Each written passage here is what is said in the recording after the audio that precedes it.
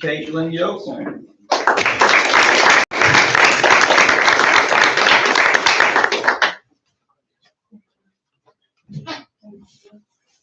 And then I have one more here that I would like to give out.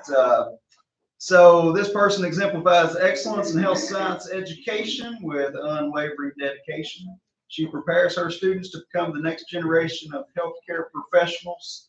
She is relentless in her commitment to the student success at the ATC and is reflected in an outstanding nurse aide pass rate that stands second to none among her peers in the state. Beyond the classroom, Miss May Arnold is a driving force of student development, equipping her learners with skills, knowledge, and confidence to compete and succeed at both state and national levels in wholesale. She consistently goes above and beyond to be the best educator possible, serving as a mentor, leader, and a role model. Miss May Arnold, get up here.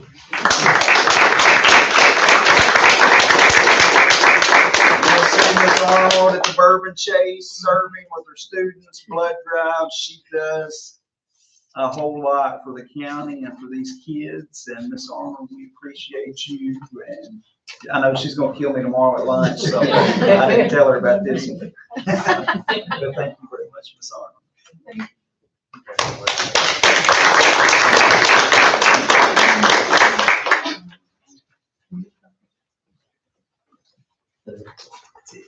All right, that concludes the recognition part of the agenda. The board will stand at ease for just a few moments. You're welcome to stay for the remainder of the meeting, okay?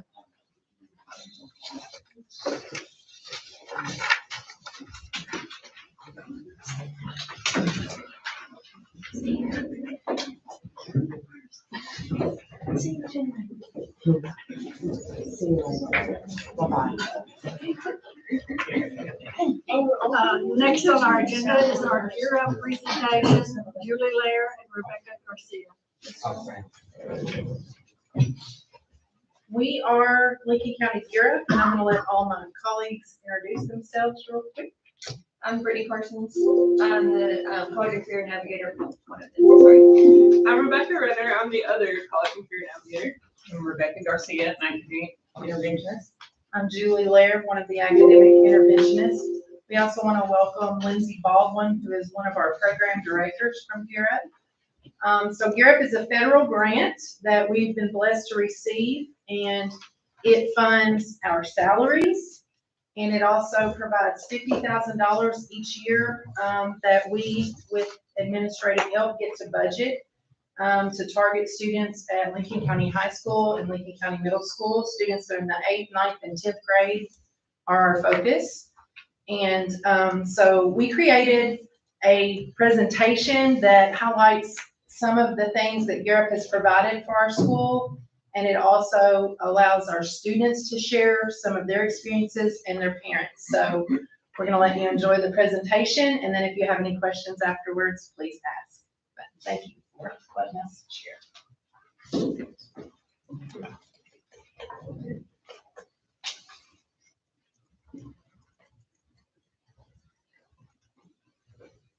Our kids grew in every area, so that's definitely a point to celebrate.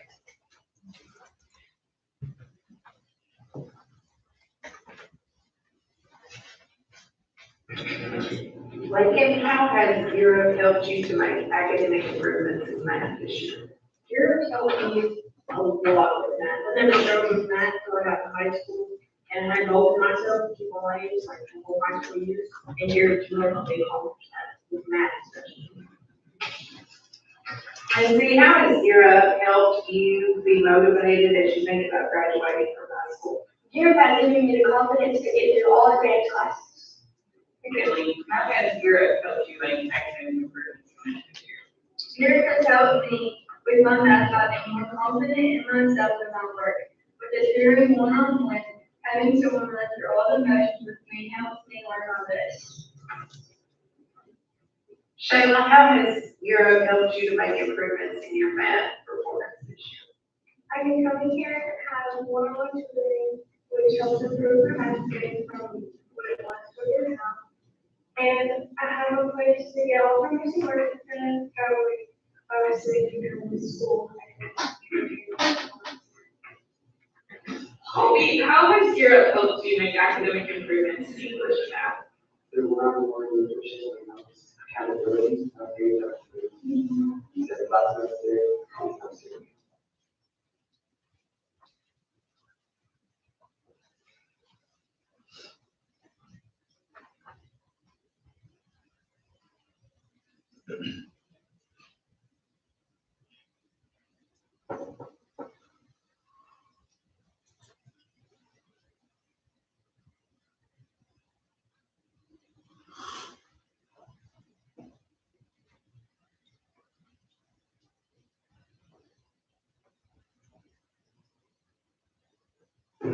Okay, so how has participating in Gear Up influenced your thoughts and plans for life after high school? Helping me figure out what I'm going to what what I do after high school, like I want to do that, so they help me figure out what I want to do. And then they have encouraged me to be in work now to help me with the college experience and moving on when I go to college. Hi, Bryce. And I was wanting to know how Gear Up has helped you to be motivated to graduate high school and come up with plans for after graduation. My plans for, after I graduate would be to go to SEC or some such community college to pursue school and get my CDL license.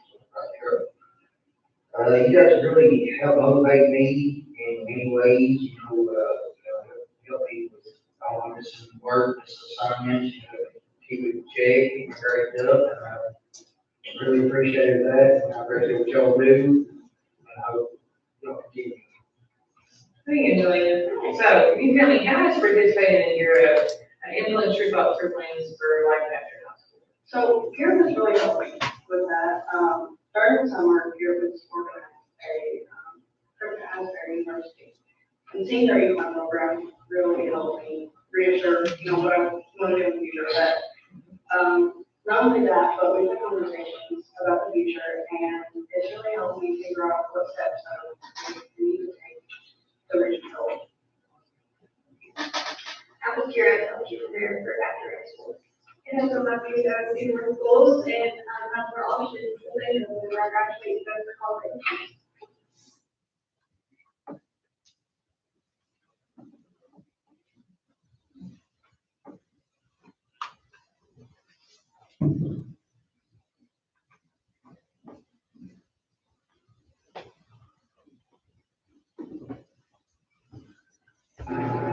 Donna, can you tell me what Gear Up has done that has helped you as a parent, help your child be more prepared for life after high school and college transition types of things?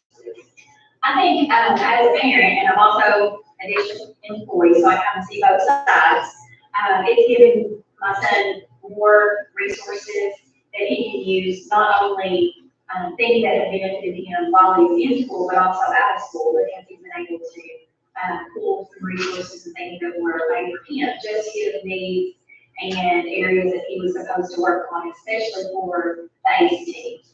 And we got to see some of those successes with my to the test, so. We're all very proud of it. Jolene, would you care to share just a little bit about how Gear Up has helped your children that are sophomores here in County?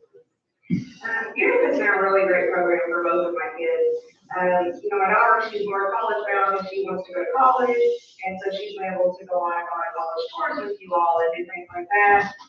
She comes in for tutoring, she's involved in my different extracurricular activities, so you all have helped her with her speech transfer, FFA, and FBLA, and all those kinds of things. Whereas my son, he's wanting to go right into the workforce after high school. And so you all have really helped him with tutoring and getting, keeping his grades up and staying in class. And we've also been able to do some tours with some different tech schools and stuff like that. So it's been really great for both of my kids, and they've had a lot of opportunities with you all that they would have otherwise had. Great, thank you. You're welcome. So that just highlights, we focus on reading, math, and college and career readiness are our three big areas. Do you have any questions? It's a great program. Thank you. You all do a great job with it. Thank you. Thank you. We love getting work on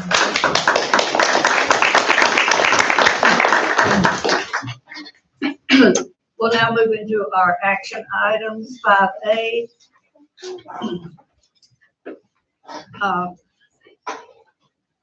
Lisa Gillum is resigning from the board for family, she has family issues, but she needs to be with her family. So after we vote on this, then I'm going to ask Grant to go over the process of what we will be doing to replace her on the board, that position.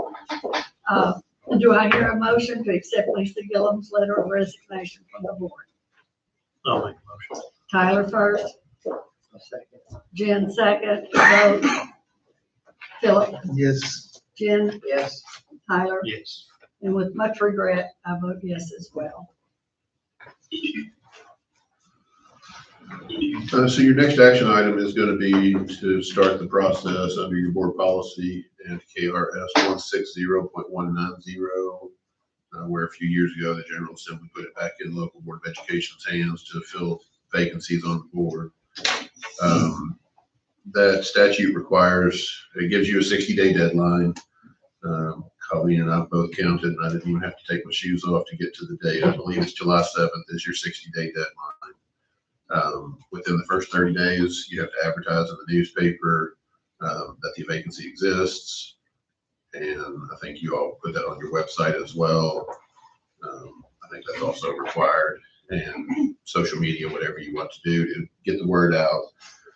You all will then receive all those applications. I think I'll ask Colleen to weigh in here in a minute because she has sketched out a suggested schedule for that. But after those applications are received, the board is allowed to review all those in closed session. You're allowed to interview applicants for that appointment. And then the board has the opportunity to vote to appoint a person to finish out. But is this the beginning of her term or is this? I don't know. beginning. Yeah. So it's Ends until a special 2028. election. Okay. So it's to do only part of the remaining term and then there will be an election to finish out the term. So that's the process. Boards are allowed to. I haven't had any of my boards do this, but if you all determine that you don't have, occasionally you don't get any applicants, but if that happens, it can just shift to the commissioner and then the commissioner has an additional 60 days to make that appointment if the board doesn't do it. So I haven't had that happen, but that is if the board fails to meet that July 7th deadline, then it would shift to the commissioner to essentially go through the process that you all did not complete. Do you want to add anything, Colin? I have it set to go out to the paper tonight. Mr. Brad Smith has already got it set to go up on the website tomorrow, I think. And then we have the letters ready to go where they need to go. And we'll extend it to June 16th for the deadline, which gives me time to scan them and get them to Mr. Chenoweth to review before I turn them over to you. And we do that because we want to make sure that the applicants are, meet all the requirements. So that will happen. Okay. Just to clarify, the 30 days and the 60 days starts from the date we accept her resignation, not when she actually resigns. That's right. The resignation doesn't exist until the board accepts the resignation. So there's I don't even remember, it's buried in maybe chapter 62 or something. There's something that talks about the entity that has the authority to fill the vacancy is the only entity that has the authority to accept the resignation. And until you've accepted it, the vacancy doesn't exist. So it starts tonight. Any other questions? All right, 5B, direct the advertisement of the board member vacancy online and by newspaper as required by KRS 160.190 and board policy 01.3. Give notice of the vacancy to the Secretary of State, the Lincoln County Clerk, the Commissioner of Education, and the Kentucky School Board Association as required by board policy 01.3. Do I hear a motion? Make a motion. Philip, second. I'll second. Tyler, second. Vote, Philip. Yes. Jen. Yes. Tyler. Yes. And I vote yes.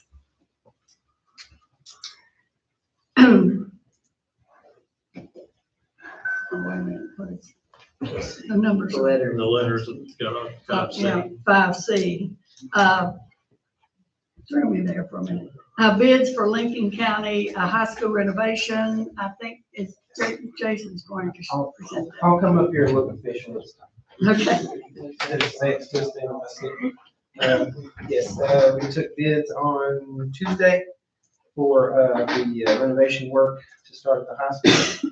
And we had 3 bidders. The low bid was from Branscombe Construction Company. The amount of $3,783,000 for the base bid. We had 1 alternate for some terrazzo flooring for $82,000. So the total is $3,865,000. So we are, I guess, asking for approval for that bid so that we can get the contract started with Branscombe. They have to get their bonds and all those, the things that are required to have that contract ready. And Mr. Smith, good on this. Okay. Any questions? Can you explain what an alternate is?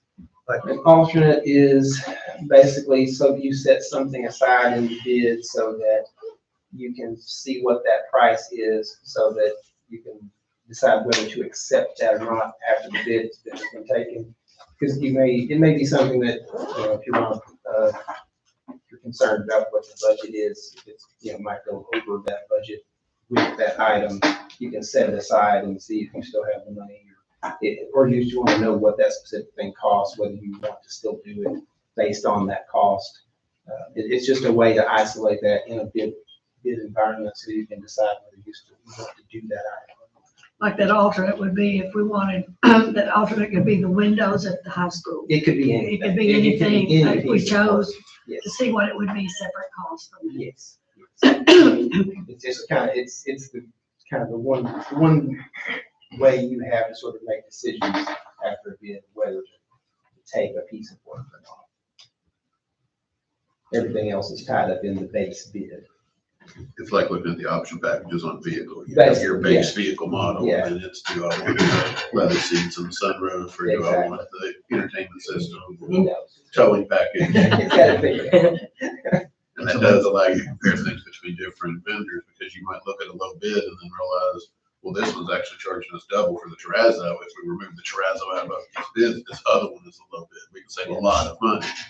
So it allows you to compare bids with some of those things that are not necessities.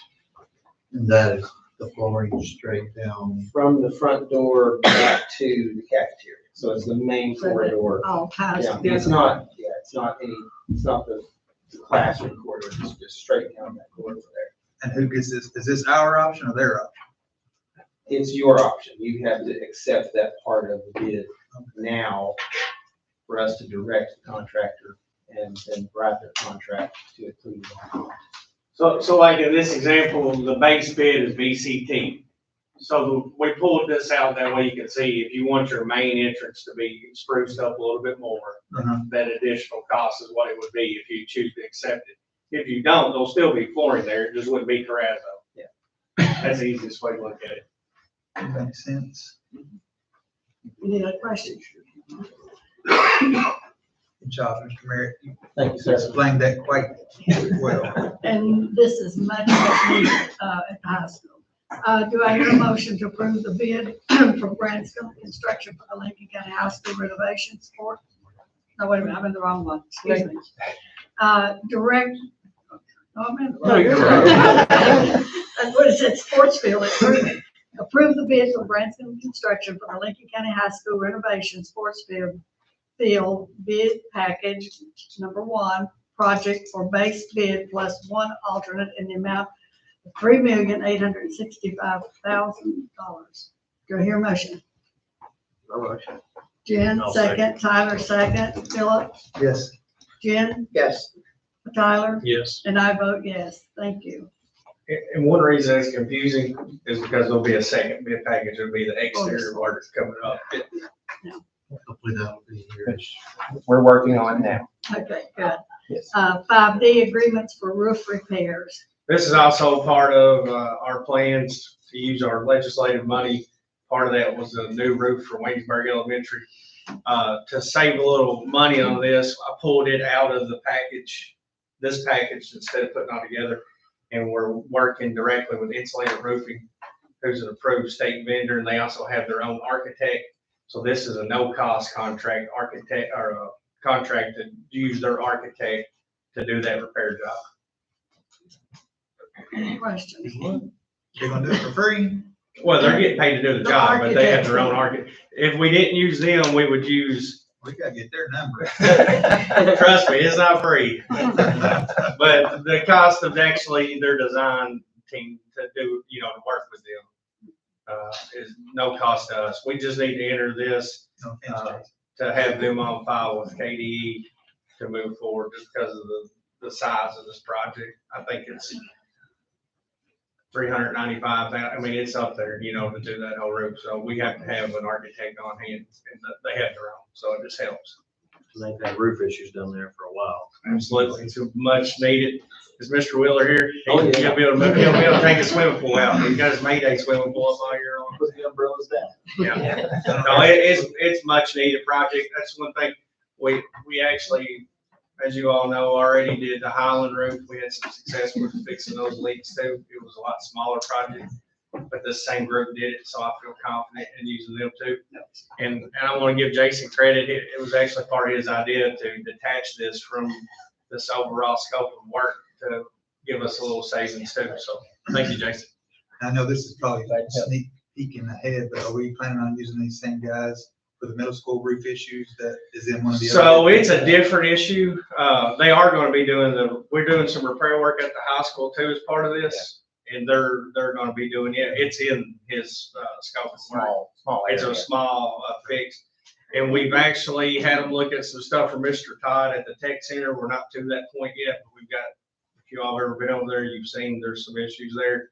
We're trying to get them one by one. The middle school issue, from what we've been able to found, is more of a masonry flashing issue.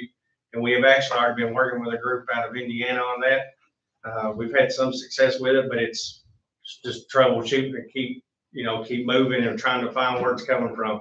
But I've had this group look at it, and they don't really think it's the same issue. So Bill knows they've been over there above you. Have we had any luck so far? Just say yes, please. Yes. There we go. There's less coming through the ceiling. There we go. Yeah, there is. Yeah, we're trying. We're getting there. But yeah, we are. We're trying on it too. Any other questions? Agreements for approve the owner contractor and owner architect agreements for the Waynesburg roofing project. Do I hear a motion? Philip, second. Jen, second. Philip, vote. Yes. Jen? Yes. Tyler? Yes. And I vote yes. Thanks, Brett. And bids for health services, Tracy. Our 3-year contract with Healthy Kids is coming to an end, and by no means do I want to change. I'm hoping that we don't, but it's that time that we have to approve for advertising and accept bids for our health services for the next school year. That will be renewable for 2 years after that. So Liam will have it go out in the paper, and then we will have them due back here May 23rd. And you've been satisfied with Healthy Kids? They've been here for a while, haven't they? Well, this will be 3 years. Yeah, we left, I'm sure, for a little while, and it did not go well. Yeah, that company promised lots of things, and we went back to Healthy Kids. Mr. Smith, do I hear a motion to approve advertising for and accepting sealed bids for the health services for the 2025-2026 school year? I should have said, any questions? I make a motion. All right, Philip made motion, second. I'll say. Tyler, second. Vote, Philip? Yes. Jen? Yes. Tyler? Yes. And I vote yes. Okay, 5F, due date for certified evaluation plan. Due to the significant amount of weather days that the staff have missed in person, so we've missed 21 in-person days, which that number includes our NTI days also. It's put a time crunch on observations and completing all the signatures. And so in order to be in compliance with our plan, I'm just asking the board to extend that date this year to May 23rd. We've done that a couple of times. We did it during COVID and one other time when we've gotten a time crunch also. So just want to make sure that we're in compliance with our plan. Any questions? All right, approved, do I hear a motion to approve extending the certified evaluation plan due date to May the 23rd, 2025? I'll make a motion. Tyler, second. Jen, second. Vote, Philip. Yes. Jen? Yes. Tyler? Yes. And I vote yes. And then we'll move to our discussion items, 6A, early childhood program contract and subscriptions. Kim? So the early childhood program is seeking approval for the 25-26 contracts and subscriptions for our program.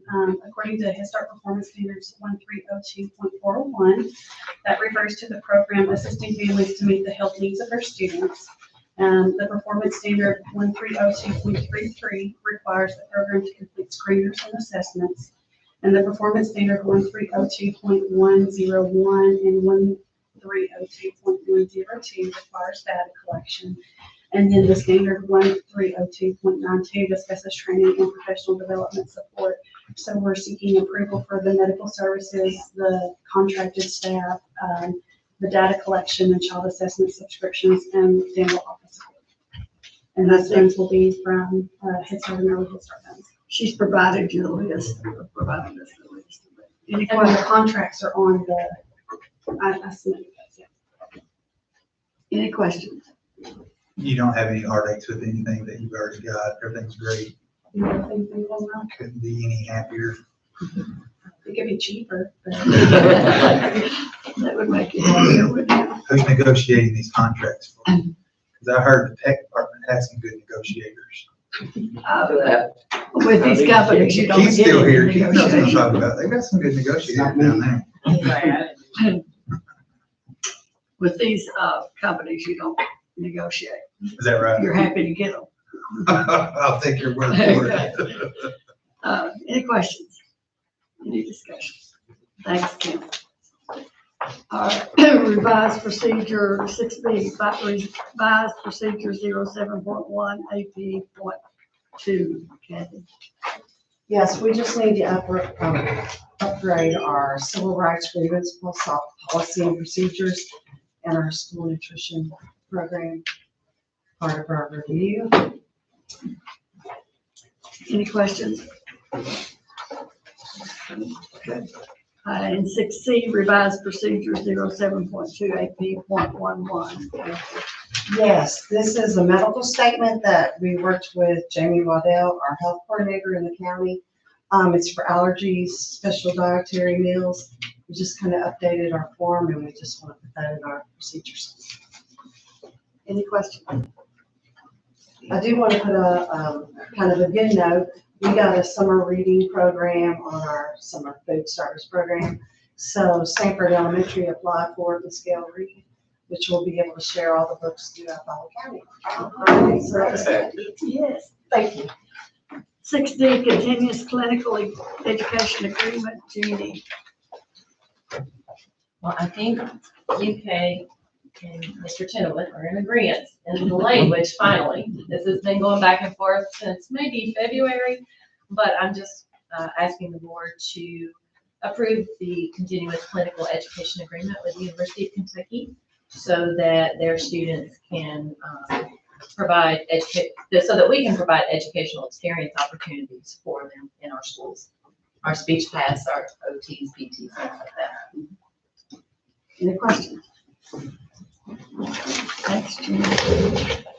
Okay, 6E, tentative budget, Leanne. We have her for 10 years, so. Yeah, we'll start with the tentative budget, get the big item out of the way. So we continue on in our budget process. If you guys remember back to January, we looked at the draft budget. That's the first phase. Now the tentative budget is due to KDE by the end of May, and then the working budget we will look at again in September. So I will just kind of read through the talking points that I did upload in e-meeting. So I'll just read through and then you guys can give any feedback or ask any questions. The total tentative budget for Fund 1, which is our general fund, is $45 million. SEEK is our largest source of income within the general fund, and I have it estimated at $16.7 million. One good thing, the SEEK per pupil amount is increasing. It has increased for the past couple of years. It is at $4,586, so that does help us. The contingency I have budgeted at $5 million, which is 12% of our general fund. You know, that's come down a little bit from where we've been seeing in years past, but that is not a surprise. There's really no way for us to maintain where it was at. We hit a high point with our ESSER money. You know, I was saving up, but there's really no way to keep that going forever. This is what some people in the school finance field are calling the COVID cliff. Like, you hit it and, you know, that's the end of it. The good thing is we did build up a really solid contingency, and it's allowed us to do several things through the past couple of years. We'll just keep riding it and spending the best, you know, that we can. But we will see that contingency figure, you know, continue to drop. You know, we've always had a decent contingency here, but we won't see it be at the levels that it has been the past couple of years. Salary and benefits make up 73% of the general fund, which is a good number. You don't want to see your general fund eaten up too much with salaries, because if you've got people in place, you can't really mess with your expenses too much. Everything's fixed, you know. So that's a good number. I have on there, I highly recommend that we remain conservative by adding new positions, adding new programs, new curriculum unless necessary. I've really been trying to get that message out to our directors and our principals that we really need to evaluate the things we're spending money on. It's not been a bad thing that we've had a lot of money over the past, you know, 3, 4, 5 years. We've had the ability to say yes a lot, but we're going to have to start saying no, just to remain fiscally sound and, you know, seeing if the money that we're putting into programs or things that we're doing, if we're seeing an output that, you know, kind of matches up to that. Not saying that we're going to say no to everything or that I'm asking you to say no to everything, but we do want to be careful. We want to be cautious and back to reality. Back to reality, pretty much, yeah. The next point there, this is something that we haven't done since I've been here, but I think now is a good time to do this, and it really ties in. I use this to develop my budget. I'm going to be proposing a capital funds request at next week's meeting, and I apologize I don't have it on there to discuss today, but I'm going to go ahead and discuss it anyway because it's part of my budget. I've been working with KDE yesterday and today to kind of develop that form, and I just don't have it approved back from KDE yet to give it to you all. But it's a way to help bolster our general fund. So basically, we have funds that we have to put in restricted accounts to pay debt service. But at the end of an odd number year, so this would be 2025, an odd number year, if you have money left over that you use to pay debt service, if you have money left over, you escrow it and you say, we're going to save this and use it toward a future project. Or you have the option to reclassify it back to your general fund and use it for general fund expenses. Now, this is not ever something we've had to do. A lot of the districts do it. It's pretty common. But I think this year in particular would be a good year for us to capture some monies that we have restricted and just reclassify them back to general fund just to give us a little bit of breathing room. I'll have that form for you guys. I'll send it out as soon as I get it back from KDE and I know that my figures are right. And then next week I'll be asking for you all to approve that.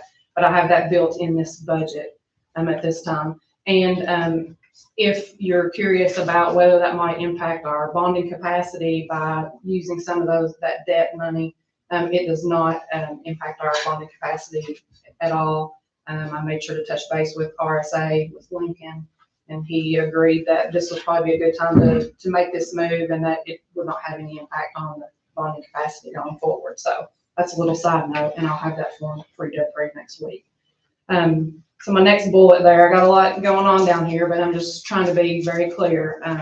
The budget's tight. It's tighter than it's ever been. A lot of times I'll, in our budget, I'm just going to use round numbers. I might think something's going to cost $275,000, but I'll put $300,000 in the budget. You know, I just automatically pad things. I build a cushion. I might think we're going to bring in 1.2 million in revenues in the budget. I'm just going to put 1 million in there. So I'm always playing it safe on either side. This year I've had to put in the most accurate numbers that I've ever had to before, just to make the budget work, just to make the math. So, we knew that the budget was gonna be tight. So I referenced, last August when we decided to pursue I called it the self-pay nickel tax option. I said in that meeting, things will be tight in the general fund for 2 to 4 years until our revenues, with our tax collection kind of revive to offset that difference. So this is not unexpected at all. That we knew things were going to be tight. We also have given historically large raises for the past 2 school years. And like I said here, these were 2 great things. However, it's going to make things tight for us for a couple years until our tax revenues rebound back for the general fund. On top of that, as you well know, we're seeing the prices of many different things increasing. I'm just bringing up 2 here, our workers' comp insurance, which we're going to talk about in a minute. That's one thing. It's going up $20,000. And we talked about our athletic trainer at the last meeting. I mean, that's doubling. Everything I'm seeing I'm seeing increases on. And so that makes me a little bit leery. But, we just have to, that's just life, and we just have to account for that and plan ahead. I haven't seen our property insurance renewal rates. That's a large number. So I've been knocking on their door saying, hey, have you got those yet? Not yet. So we will definitely have those next month. But there are things that we just don't know. Also, federal funding, if you watch the news, it seems like every night they're talking about some type of federal funding. We're not sure if we're going to, Head Start, I hear that dropped. Title I, I feel like I haven't heard as much about lately, but Title II, maybe we need to watch out for that. So until we get finalization and know for sure what, these different funding sources are going to look like, I had to be pretty conservative on the budget. And again, we'll have to be for a couple of years. My last bullet point, the tentative budget includes the purchase of 2 school buses. I have in there hopefully a raise. Our plan is to, in June, present you guys with a salary schedule. And so we'll get that information to you as soon as possible. Of course, we have an SRO at every school, something that I know we're all proud of. Nurses at every building, as Tracy was discussing. We have a still healthy contingency along with the nickel tax that we are anticipating that will be equalized in January of 2026. A lot of good things we've done, but we're just going to have to be smart right now while we kind of weather through this storm. And, we're going to come out great with the bonding capacity and able to build some facilities. As you all know, we've fought for raises for certified and classified over the past couple of years. That's been a big goal of mine and your all's. I mean, we've done good things.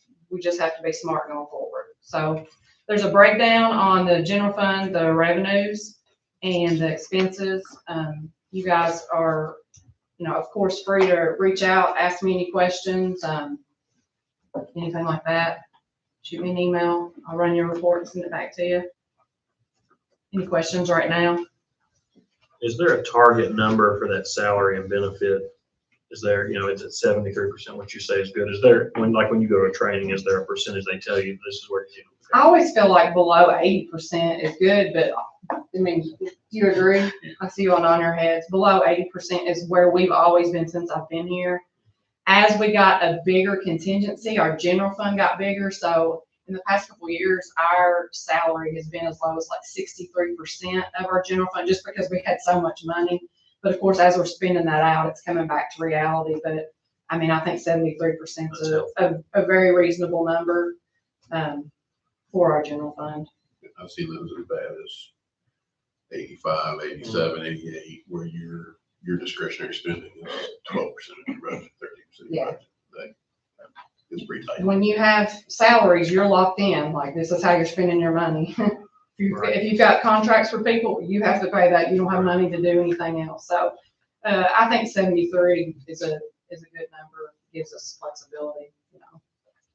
I appreciate your prudence to all this. Yeah. And I mean, really, I think the district is sitting in a great spot, and I think the money was used wisely, and we're set up for success in the future. We got a lot of great things happening, so it might be reality, but I think everything was done wisely. I feel like the Grim Reaper at every meeting I go to now, because I am like, oh, sorry guys, but we're going to cut, but I'm really just trying to prepare everybody to get everybody in the headspace of we're back to reality, and we do have to follow through on saying we're gonna be conservative.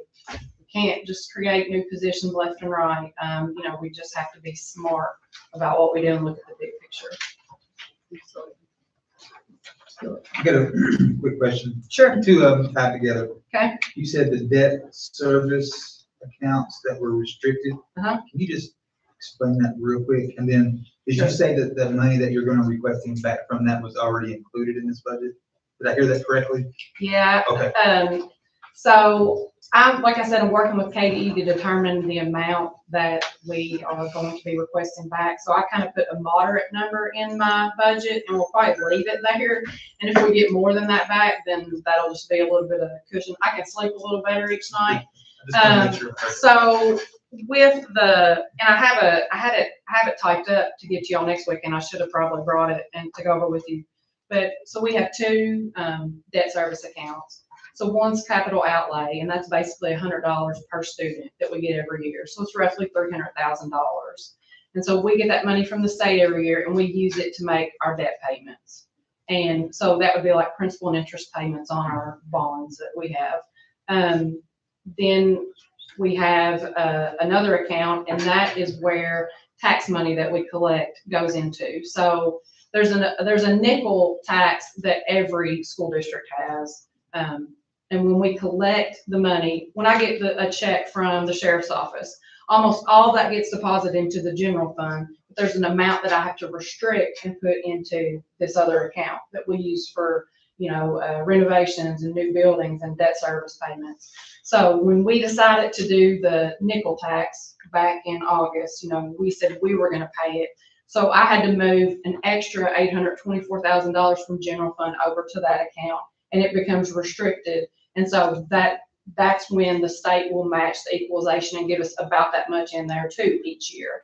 And so all that money goes toward, like I said, building and renovating and making payments. So this just allows us to use some money that's already in there and just to pull it back to the general fund.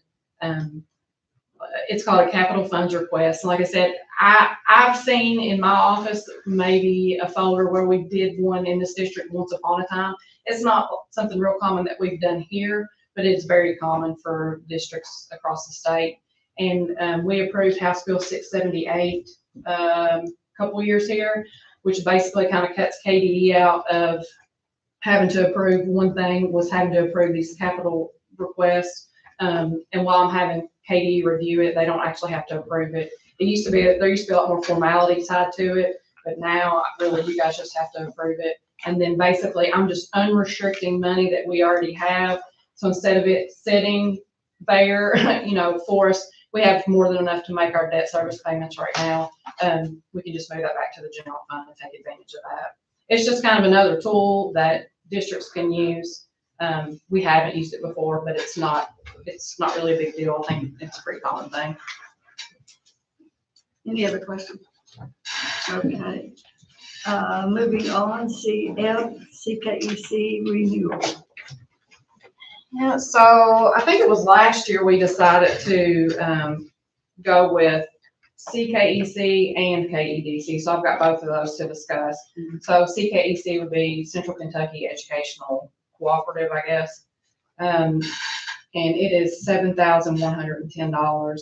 I don't personally work with CKEC, but I think that it's an asset, especially for our food service department and maybe also for special education. And I know that a lot of administrators use it for trainings, and I would say there are grant funds that we get from CKEC that are administered. Do you know, Jeannie? But it's a common organization for school districts to be involved with. So it's basically just asking, do you guys want to renew that for a little over $7,000? I have sat through many CKEC trainings. Gotcha. They do a good job. Yeah. Yeah, it seems district-wide that there seems to be positive It's a great feedback. resource for us. So alternately, then I have KEDC, and so we had been a member of KEDC since I've been here, since 2020. CKEC we added a year ago, maybe 2 years ago. KEDC, I used to work with more. They had finance trainings, but those have kind of fallen off. The woman that did those actually works for KDE now. So, but I do know that we have several programs that we are currently using that KEDC administers. So probably we need to stick with KEDC at least until those play out if we want to look at not continuing in future years. It's $5,830.29. I know our Bloom Board program is administered by KEDC. So They did the strategic planning and for no fee, and that was a lot of work. Yeah. Mm-hmm. And there are several other things. I think there's something called Renaissance Art that a couple of our art teachers have taken advantage of. There are multiple things, probably things that I don't realize because it might go through more the school level, working with those groups. And I'm not really sure why, but it asked for board, like the board chairperson. That's why I'm bringing these to you. The board chairperson has to sign saying that, we're gonna renew it. So that's why we bring it to you all in this capacity for you all to approve individually, so. Any questions? 6H audit contract. All right, it's that time of year, audit contracts and the engagement letter for this current year, the 24-25 school year are due to KDE by the end of May. I've spoken with Joe Montgomery from Montgomery & Company, and he has offered us a audit contract for 24-25 for $21,500. That's the same price as last year. That amount doesn't increase much every year. KDE keeps a really close watch on that, so you have to justify if there's a jump in the amount. So we typically see that stay about the same. We have a really good working relationship with Joe, and I call on him frequently for advice or help. And so I would really like to continue doing business with him. Any questions? 6I bids for bus parts. All right, so we put out a bid for bus parts, and I did attach those documents there that were submitted. In speaking with Mr. Krager, he's asking that we approve the following vendors as bus parts and supplies vendors for the 25-26 school year. That would be Bluegrass International, Stanford Automotive, Boyd Truck, Battery Warehouse, and Kimball Midwest. So some vendors offer some parts and some offer another. So we're really not going to go through line by line and say we're going to buy filter number XYZ from, they'll evaluate what they need to buy and locate the best price and availability and use these vendors going forward for the school year. Ain't that right? Well, those are our bulk consumables, the ones that are the repeat purchases, basically is what we're bidding out. There's always the single source stuff. So. Workers, 6J workers comp quote. So I don't have the rest of the insurance, but I did get the workers comp quote. It's from Keeney for next year, and it would be around $140,000. Our current year is around $120,000. They explained our claims experience mod went from 0.99 to 1.19. So hence the increase. That's formulaic based on how many claims we have, how much has been paid out over the past 3 years. And so sometimes that's a little bit out of our control. So 20,000. I did ask, hey, are there other companies that we can look at using? I'm over here shopping, I'm saving money. But they indicated not really. Keeney covers 85% of school districts in the state of Kentucky. They said they indicated ClearPath and Hartford also write workers' comp for school districts, but they declined to quote for us. So I think almost everybody uses Keeney. Any questions? All right, moving on to 6K principals combining budget. So each principal prepared a principal's combining budget, and that lists a summary of their budget information for next school year. They all got that to me by May 1st, and then you guys have to approve it by the end of May. So I'm just asking for approval of the principal's combining budget from each school. Any questions? All right, 6L MOAs with KDE. So I had Colleen put that on there in hopes I would have the contracts from the state, but I don't have them back yet. There's a little back and forth. So those are the MOAs we have for Chris Murray, Debbie Sims, and James Carrier.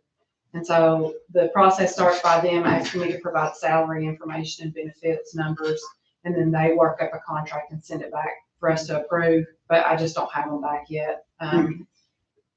Hopefully have them by next week. If not, we can approve them in June. I just thought we might have them ready to go tonight, but I don't have them. We have another person that will be doing a half and half MOA. Oh, yeah. Christy Mattingly will be working with the state part-time on some math work. Yep, we don't know who's or totally. Right. Any All right. questions? I think I'm done. So those, at some point, do they expire at some point, or is it a continuous thing, these MOAs? What we see is just a year at a time. So it's just if every year we get it, it's just for the next school year. So that's all we ever commit to, just 1 year at a time. All right, 6M shortened day week for medical therapies, Julie. I've got 6 students requesting partial school day for medically necessary therapies as documented by the decision statement and on their IEP, and an additional 1 student requesting partial school day as placed by the ARC committee. So a total of 7 students altogether. Any questions? 6N copier purchase. Tim. And Ms. Leanne, I found a way to save $15,000. Would you say 15? How? Back to Mr. Witherspoon. Okay. Wait, I have a bad feeling. Uh-oh. That's right. Sorry, you should have gone before me. That's bad. That's bad. Mr. Davis is done talking. Yeah. So, so Waynesburg Elementary is in need of a copier. We have one in the front office that has processed 4 million copies, and its normal life expectancy is 2 billion copies, has discontinued parts, so we need to purchase that. Obviously, we're gonna fund it with our section 6 allocations, but we just need the board, if possible, to pay for that up front, and then over 5 years, we would pay the board back. We do have some instructional money left over from this current school year that we could throw on that. Roughly around $30,000, so that would bring it down to about 12. So over 5 years, we would pay it. So, okay. Any questions? Okay, thank you very much. So maybe 12, not 15. Yeah, right. We're on the right track. 6O reallocate funds for health science pathways. Chase. That last month's meeting, you all voted to rescind the partnership with Gary County School, where we were sending half of the salary to them, and we were getting some of the seats of a health science position. With you all rescinding that, I would just like to request that that could be reallocated to the high school. And then also last month, you all voted on the final formulas for staffing formulas that goes to site-based, and we decided to do that. So out of those positions that come out of that formula, I would like to finagle that so that we can take part of those and match it with this money that's come there to make a health science position so that our kids can get access to 100% of the seats as opposed to 50% or less, whatever we were getting in Gary County. So it's not anything above the formula or anything. It's money that's already being spent. Just finagle it a little differently. Mr. Smith. Yes, and we notified Gary County they were wish the high school and the tech center. So, well, on the new pathways. So. Good. Any questions? All right, thank No you. questions. I'm sure they wished as well. You said it with a laugh, so I was just wondering how well they wished us. I got a message from somebody, they were happy, Okay with they it. never found this for me. Opened up more space for their kids. Yeah, well, that's good. 6B, I already purchased, Chad. So the thing is worse than I spent some money. I have this built in the budget, so it's okay. So we've used iReady for several years now. It allows us to comply with the Numeracy Act and the Literacy Act, which are state law. It also provides diagnostic tests for grades K through 8 and personalized instruction for all kids in grades K through 8. So I'm just asking for a 1-year purchase. Currently, we're in a 4-year contract, but not knowing what the state's going to do with the accountability system, I don't feel like we need to enter a long-term contract right now. So next week, I'll just be asking you all to approve that purchase. What do you mean by that? You said you're not knowing what the state's gonna do with the accountability system. Well, so the new accountability system that is supposed to go into effect summer of 2026, so the 26-27 school year. One piece of that is it seems to be assessed 3 times a year, and that can be a local assessment or a state-developed assessment. So if the state develops an assessment that we get 3 times a year, which is what we do with iReady, and we don't need to purchase iReady anymore, then we would save $123,000 a year by using the same assessment. And so they may develop one, or they may purchase one, such as iReady or Star or one of those. So this it's better to wait and see what they do instead of entering a contract where we're stuck in this for 3 or 4 years if the state's going to provide something that we can use. I've had students that have had a lot of growth using iReady, if you use it correctly for a short amount of time like it's supposed to. Right, yeah, it can be very effective. Use correctly. All right, thank you. Public comment. Gloria Speed. Oh, shoot. I'm gonna be short and sweet. You could just let me stay back here. Nobody said get up.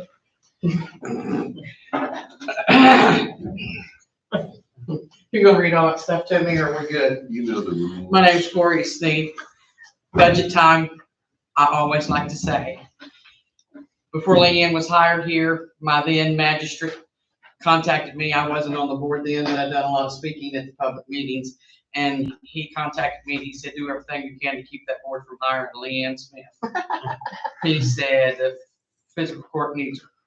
We chit-chatted for a few minutes and we talked about how many $1 million she saved the physical court, and it was a drop in the bucket compared to the budget here. And I asked my then magistrate, as a taxpayer, which chunk of money do you want her taken care of? And when she rambles and you have to really focus and really listen, she knows what she's talking about. And I appreciate you, Leanne. Thank you. I always had full confidence that you were doing the very best that you could. Because I listened to you and because my then magistrate, said you could. And I appreciate it. Thank you. It's a hard job. It's a very hard job. How much time I got left? Man, I could do that little cat with fiddle. One more time. Nah. What y'all want at this point? What y'all want at this point is for me to sit down and shut up, and I know that because I've been sitting up there. We will now move to make a motion. Do I need a motion to move executive session for KRS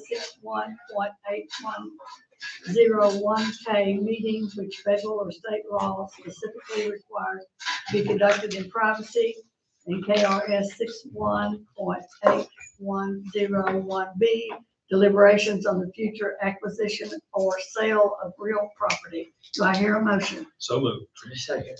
Second, or Tyler first and Jen second. Vote. Philip. Yes. Jen. Yes. Tyler. Yes. And I vote yes.